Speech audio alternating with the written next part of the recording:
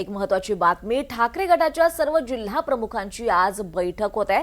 शिवसेना भवन मध्ये या बैठकीचं आयोजन करण्यात आलेलं आहे। आदित्य ठाकरे यांच्या उपस्थितीत ही बैठक होणार आहे। ठाकरे गटाच्या सर्व जिल्हा प्रमुखांची आज बैठक होत आहे आणि ही बैठक शिवसेना भवन इथे आयोजित करण्यात आली आहे। आदित्य ठाकरे यांची उपस्थिती असणार आहे। या उपस्थितीत बैठकीचं आयोजन होत आहे। तिकडे आमदार रोहित पवार यांनी नाशिकच्या बागलाण तालुक्यातल्या राहुळ इथल्या कांदा उत्पादक आत्महत्याग्रस्त शेतकरी गुलाब निकम यांच्या घरी जाऊन त्यांच्या कुटुंबियांची भेट घेतली आहे।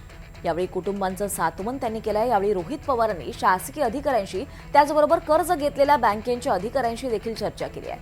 रोहित पवार यांच्यासह माजी आमदार सुनील भुसारा, माजी आमदार संजय चव्हाण आणि पदाधिकारी देखील यावेळी उपस्थित होते। त्यात जर 1-2 रुपयाला कांदा विकावा लागत असेल, मग शेतकऱ्याला जगायचं कसं?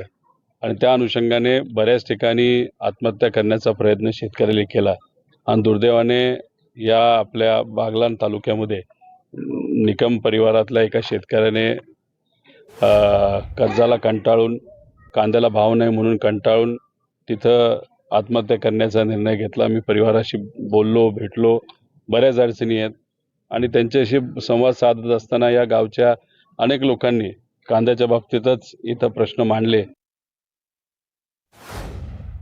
की कुठेतरी शेतकऱ्याचा एक दबाव होता।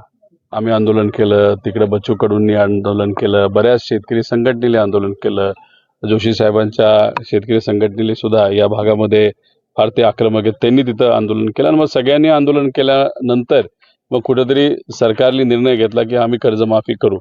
अरे पण कर्जमाफी करत असताना कशा पद्धतीने तुम्ही करणार आहात?